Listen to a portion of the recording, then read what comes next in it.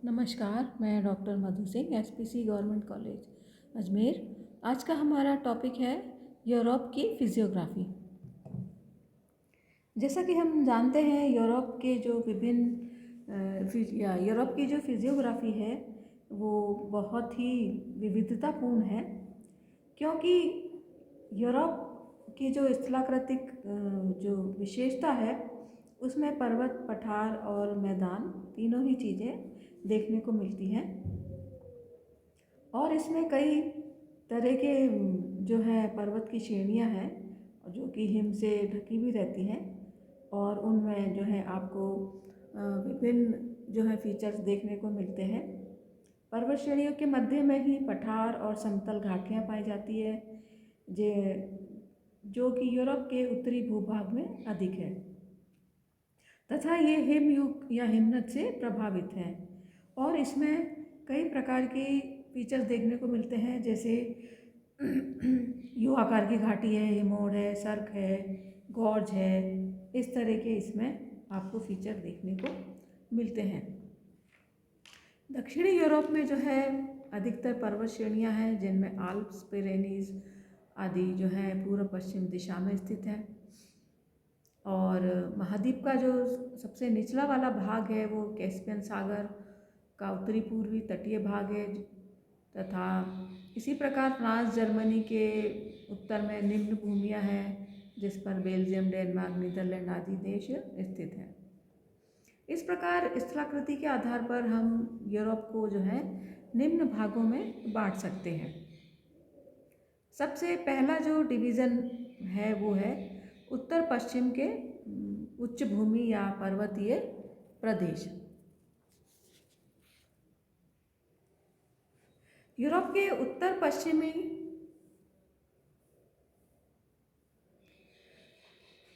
पश्चिमी भाग में यह पर्वतीय जो प्रदेश है ये कैम्ब्रियन या कैलिडोनियन युग के जो कठोर शैलों से निर्मित है, जो कि बहुत अधिक भूकंप से प्रभावित नहीं है। लेकिन जो ब्रिटिश द्वीप समूह है, नॉर्वे, स्वीडन के जो पर्वतीय भाग हैं वो बहुत ज़्यादा अपरदन और अपक्षय से प्रभावित होते रहे हैं, और इनमें जो पर्वत श्रेणियां हैं वो बहुत ही घिस चुकी हैं, और ये जो पर्वत हैं हम कह सकते हैं अवशिष्ट रूप में ही विद्यमान है। तो इसलिए ये जो पर्वत श्रेणियां हैं ये बहुत ही गोलाकार हैं, और इनको भी हम दो भागों में बांट सकते हैं। एक तो है स्कैंडिनेवियन,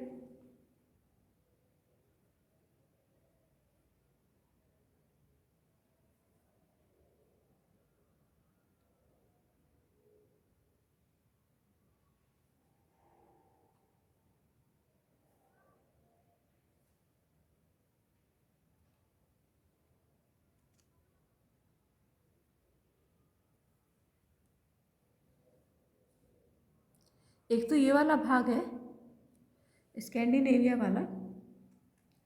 इस क्रम के अंतर्गत नॉर्वे, स्वीडन, डेनमार्क की जो पर्वत श्रेणियां हैं सम्मिलित हैं, और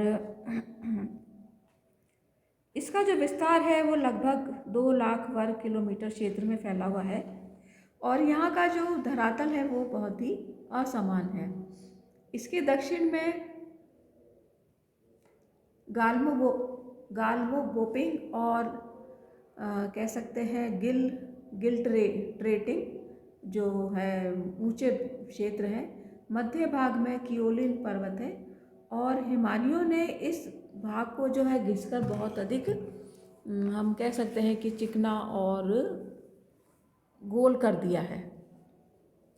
इन पर अब भी हिमनदों के जो है प्रभाव देखने को मिलते हैं, और कई सारे इसमें हमारे जो फीचर्स होते हैं हिमनद से जो बनते हैं, जैसे फियोर्ड है या यू आकार की घाटी है, वो सब यहाँ पर देखने को मिलते हैं।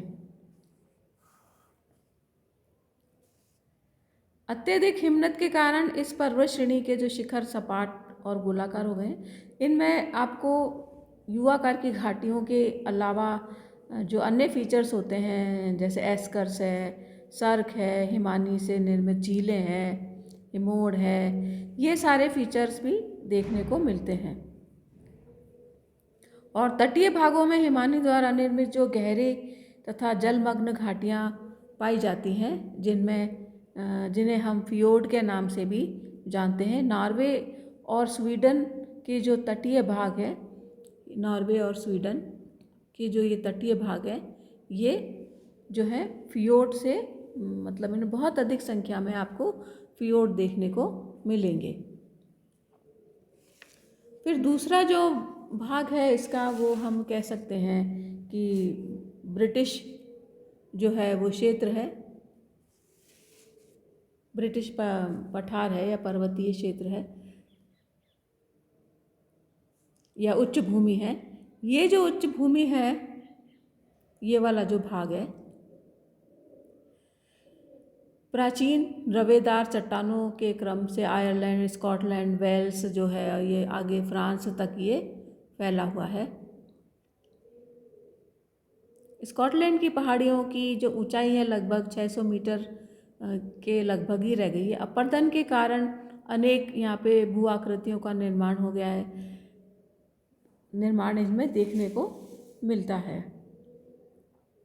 ये पर्वत जो है प्राचीन रवेदार कठोर शैलों से निर्मित है तथा हिमानियों द्वारा अधिक अपरदित होने के कारण बहुत ही नीचे हो गए हैं। इनमें यू आकार की घाटियाँ जो है देखने को मिलती हैं। कुछ स्थानों पर जो है कटक भी देखने को मिलते हैं। ब्रिटिश द्वीप के तटीय भाग जो है बहुत ही नीचे हैं और नदियों के द्वारा जो निर्मित रिया तट होते हैं वो वहाँ पर पाए जाते हैं। इंग्लैंड के मध्य में इस वाले भाग में उत्तर दक्षिण दिशा में जो है पेनाइन श्रेणियाँ स्थित हैं, जो कि प्राचीन रवेदार श्रेणियाँ चट्टानों से निर्मित है, जिनका की महत्व, आर्थिक महत्व बहुत ही ज़्यादा है। और इन पहाड़ियों और घाटियों और पठारों में जो है कई दर्शनीय स्थान जो है पेनाइन पर्वत श्रृंखला में देखने को मिलते हैं और कई सारे यहाँ पर खनिज भी जो है पाए जाते हैं। फिर है दूसरा जो भाग है वो है मध्यवर्ती पठारी प्रदेश, यूरोप का मध्यवर्ती पठारी प्रदेश या मध्य का मैदान भी इसे कह सकते हैं। इसके अंतर्गत पश्चिम में आइबेरिया प्रायद्वीप से लेकर पूर्व में चेक गणराज्य तथा जर्मनी के बोहेमिया उच्च भूमि तक के पर्वतीय तथा पठारी भाग सम्मिलित है। फ्रांस का मध्यवर्ती पठार वॉस्जेस पर्वत, ये रहा बोहेमिया,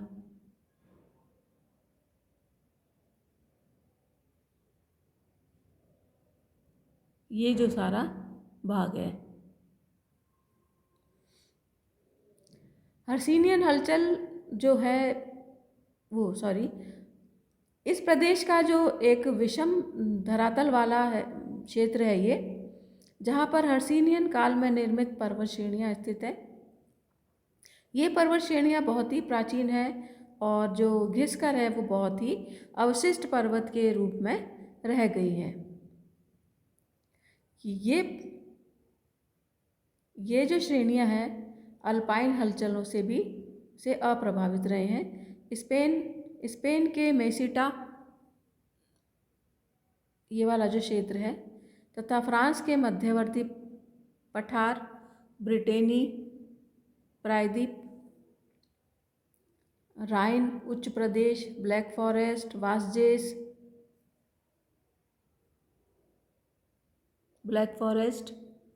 वासजेस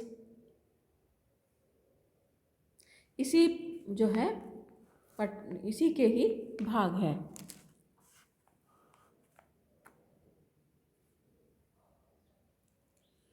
इसके पूर्व में जो है, पूर्व का जो भाग है जिसे हम रूसी प्लेटफॉर्म के नाम से भी जानते हैं, चपटा और बहुत ही समतल है तथा पठार जैसी स्थिति में है। जिसका ढाल उत्तर से दक्षिण की ओर है। इस मैदान की यूराल और वोल्गा नदियाँ जो है कैस्पियन सागर में तथा नीपर नीस्टर जो है वो आपके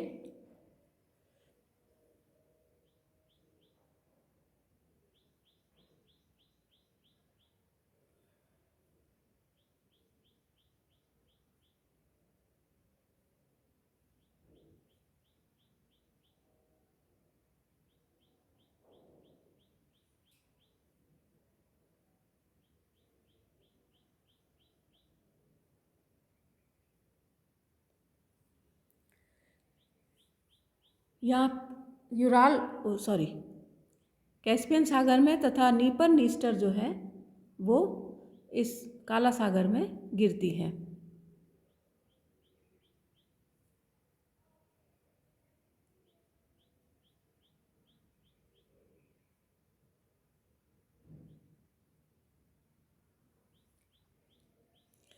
पश्चिमी जो भाग है इसका वो नदियों द्वारा संचित और नदियों द्वारा जमाई गई जो है जलोढ़ मिट्टियों से बना हुआ है।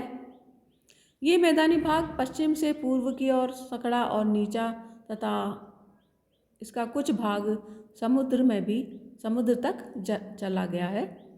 राइन, रोन और एल्ब नदियाँ पश्चिम की ओर बहती हैं और उत्तर सागर में जाकर के ये गिर जाती हैं।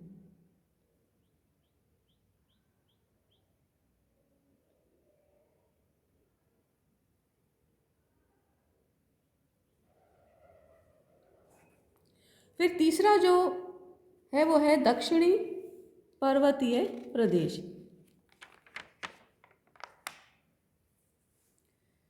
ये जो क्षेत्र है दक्षिणी पर्वतीय प्रदेश जो है वो दक्षिण में जो है अनेक भू आकृतियाँ मिलती हैं। इनमें पर्वत, पठार, घाटियाँ, मैदान, उच्चावच की दृष्टि से यह प्रदेश जो है बहुत ही जटिल है। इसको अभी हम 3 भाग में बांट सकते हैं। एक तो मध्य के प्राचीन पर्वत और बेसिन, और दूसरा नवीन अल्पाइन पर्वत भी इसमें आते हैं, और फिर तीसरा आते हैं इसमें डिनारिक आल्प्स, ये वाले।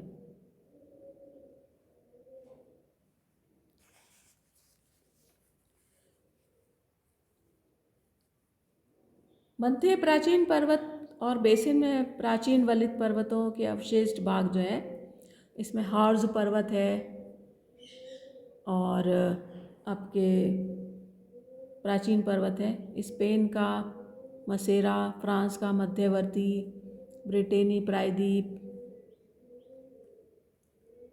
ये जो क्षेत्र है ये वाला पठार, राइन का उच्च प्रदेश, वास्चेस पर्वत, ब्लैक फॉरेस्ट,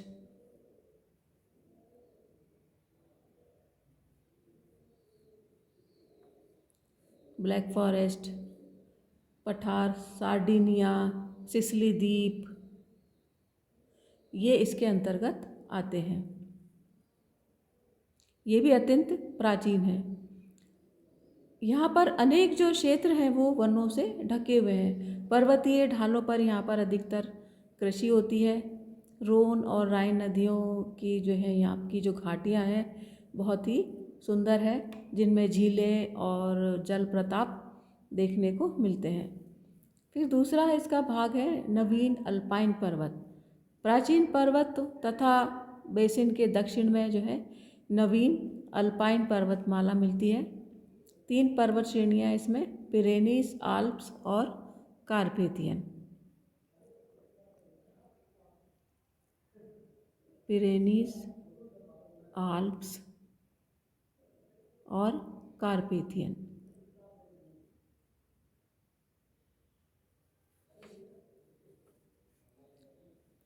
बल्कान क्रीमिया की पहाड़ियों में तथा कॉकेशिया भी इसी पर्वत क्रम में आता है। ये श्रेणियाँ विस्तृत और ऊंची हैं, और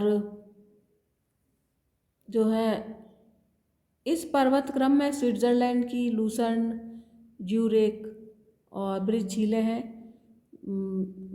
आल्प पर्वत के सिम्पलन, सेंट गोथार्ड, बेनर आदि मुख्य क्षेत्र मतलब यहाँ पर देखने को मिलते हैं। पिरेनीज जो है फ्रांस और स्पेन के मध्य स्थित है और इसमें 3 जो है दर्रे भी हैं। काल्डीला पर्चे इसमें मुख्य है। आल्प्स जो है यूरोप का सबसे ऊंचा पर्वत है, आल्प्स पर्वत। नवीन मोरदार पर्वत है जिसकी नई जो श्रेणियां हैं पूर्व पश्चिम दिशा में फैली है और इसका सबसे ऊंचा शिखर है माउंट ब्लांक जो कि 4,807 मीटर ऊंचा है। लगभग 22.5 हजार वर्ग किलोमीटर क्षेत्र में फैला है आल्प्स पर्वत। इसका विस्तार जो है फ्रांस, स्विट्ज़रलैंड या जूरा पर्वत में है तथा दक्षिण पश्चिमी भाग फ्रांस और उत्तरी पश्चिमी भाग जो है स्विट्ज़रलैंड में है। फ्रांस में आल्प्स पर्वत का विस्तार जो है दक्षिण की ओर है तथा आल्प का सर्वोच्च जो शिखर है माउंट ब्लॉक इसी भाग में स्थित है। स्विट्ज़रलैंड में जूरा पर्वत के नाम से विख्यात आल्प्स पर्वत की ऊंचाई 1,000 मीटर तक की पाई जाती है। इस प्रकार जो आल्प्स का पश्चिमी भाग पूर्वी भाग की अपेक्षा अधिक ऊंचा है। स्विट्ज़रलैंड के लगभग 75% भूभाग पर आल्प्स की पर्वत श्रेणियां का विस्तार है। आल्प्स के उत्तरी ढाल का जो अपवाह है वो उत्तर की ओर तथा दक्षिणी ढाल का अपवाह दक्षिण की ओर है। इस भाग से निकलने वाली रोन राइन नदियां जो हैं विपरीत दिशाओं में जैसे दक्षिण और उत्तर की ओर बहती है तथा इस पर्वत श्रृंखला में जो है कई प्राकृतिक चीज़ें सौंदर्य जो है देखने के लिए ये बहुत ही प्रसिद्ध है। फिर एक और है डिनारिक आल्प्स के नाम से तीसरा जो भाग है ये जो है डिनारिक आल्प्स। इसके दक्षिण में पिंडस पर्वत श्रेणी है जिसका विस्तार यूनान तक है। फिर कार्पेथियन पर्वत है, यह पर्वत आल्प्स पर्वत के पूर्व में स्थित है जिसका विस्तार लगभग आल्प्स के ही तुल्य है। इसमें इसकी ऊंचाई जो है लगभग 3,000 मीटर के लगभग है तथा इसमें से कई छोटी छोटी नदियाँ निकलकर हंगरी के मैदान में डैन्यूब नदी में मिलती हैं। फिर है बाल्कन, यह पर्वत काला सागर के पश्चिम में स्थित है। बाल्कन पूर्व पश्चिम दिशा में बल्गेरिया में स्थित है तथा कई शिखर यहाँ भी 3,000 मीटर से अधिक ऊंचे हैं। इसकी जो ऊंचाई है वो दक्षिणी भाग में अधिक है। इसमें कई सारी गहरी घाटियाँ और बेसिन हैं। फिर है आपके एपिनाइन पर्वत, ये वाला जो भाग है यह इटली प्रायद्वीप के मध्यवर्ती भाग में उत्तर पश्चिम से दक्षिण पूर्वी दिशा में फैला हुआ है। टाइबर नदी इसके जो है पश्चिमी ढाल से बहती हुई टिरिनियन सागर में गिरती है। फिर है कॉकेशस पर्वत, ये वाला जो क्षेत्र है काला सागर और कैस्पियन सागर के मध्य में ये पर्वत स्थित है तथा इसके दक्षिण से यूरोप और एशिया का जो है हम कह सकते हैं ये अलग होता है या उसका अलगाव क्षेत्र है। फिर है सिएरा नेवेदा पर्वत, ये वाला जो भाग है ये सिएरा नेवेदा पर्वत है। आइबेरिया प्रायद्वीप स्पेन के दक्षिणी भाग में सागर तट के समीप और समानांतर सिएरा नेवादा पर्वत स्थित है। फिर चौथा जो भाग हम कह सकते हैं वो है मध्यवर्ती मैदानी प्रदेश। उत्तर पश्चिमी यूरोप के उच्च पर्वतीय तथा दक्षिणी एवं मध्य यूरोप के पर्वत और पठारी भागों के मध्य में फ्रांस से लेकर यूराल पर्वत तक ये जो एक बहुत ही बड़ा सा भाग है, एक विशाल समतल मैदानी भाग विस्तार है जिसे यूरोप का विशाल मैदान कहा जाता है। इस मैदान की जो चौड़ाई है पश्चिम में पोलैंड तक है, किंतु इसका पूर्वी जो भाग है, या हम कह सकते हैं जो रूस का मैदान है, वो अधिक विस्तृत है। पश्चिमी का जो मध्यवर्ती मैदान है, इस मैदान का विस्तार पश्चिम में इंग्लैंड, फ्रांस से लेकर बेल्जियम, नीदरलैंड, डेनमार्क, जर्मनी होते हुए पोलैंड तक ये चला गया है। ये हिमानियों द्वारा घर्षित मतलब निचला मैदान है, जिस पर हिमनदी और हिमोड़ के निक्षेप हैं और नदियों के जो जलोढ़ निक्षेप होते हैं वो पाए जाते हैं। और इसका जो अधिकांश भाग है वो टर्शियरी युग की परतदार शैलों से निर्मित है। इसके अंतर्गत दक्षिणी इंग्लैंड के मैदान का ढाल पश्चिम से पूर्व की ओर है, जो टेम्स नदी इसके मध्य से प्रभावित होती है। ये वाला जो क्षेत्र है। फिर है फ्रांस का मैदान का विस्तार जो है इसके उत्तर पश्चिम भाग में है, जिसका ढाल पश्चिम तथा उत्तर की ओर है। इस पर उत्तर से दक्षिण की ओर सीन, लोवायर, गैरोन आदि नदियाँ बहती हैं। फिर तीसरा जो भाग है बेल्जियम और नीदरलैंड जो है वो निचले भाग हैं, जिन्हें हम लोलैंड के नाम से भी जानते हैं, निम्न भूमियों के नाम से भी। चौथा जो भाग है जर्मनी में राइन, वेसर, एल्ब प्रमुख नदियाँ हैं, जो कि दक्षिण से उत्तर की ओर बहती हुई उत्तरी सागर में गिरती हैं। यह उत्तरी सागर है, यहाँ पर गिरती है। फिर पोलैंड में ओडर और वेस्तुला के मैदान है, जिसका ढाल दक्षिण से उत्तर की ओर है। फिर दूसरा इसका मुख्य भाग है रूसी मैदान। इस मैदान का जो विस्तार है वो अटलांटिक सागर और कार्पेथियन पर्वत के पूर्व में है। मॉस्को इस मैदान के मध्य में स्थित है और उच्च प्रदेश होने के कारण यह जल विभाजक का काम भी करता है। इसके दक्षिणी भाग का ढाल उत्तर से दक्षिण की ओर और उत्तरी भाग का ढाल जो है दक्षिण से उत्तर की ओर है। उत्तरी भाग हिमानी घर्षित निम्न प्रदेश है, जिस पर बहने वाली नदियाँ जो है बाल्टिक सागर में गिरती हैं और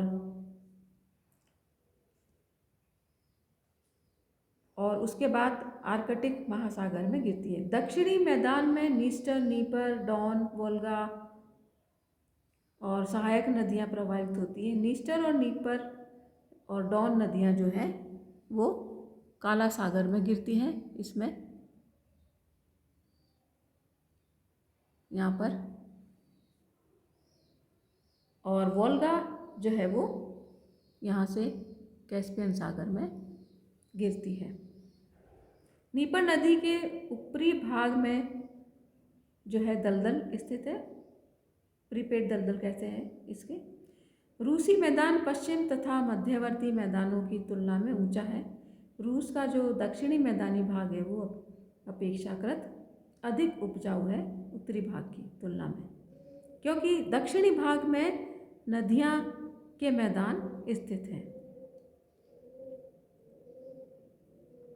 तो इस प्रकार जो है यूरोप की भू आकृति में हम कह सकते हैं, एक तो चार मोटे मोटे जो हैं वो भूगर्भिक संरचना है इसकी, स्कैंडिनेवियन शील्ड है, और उत्तरी यूरोपीय मैदान कह सकते हैं, मध्यवर्ती के जो उच्च भूमियाँ हैं जिनमें कि अधिकतर सारे पर्वत पठारी भाग हैं, और अल्पाइन की जो मोरदार पर्वत श्रेणियाँ हैं।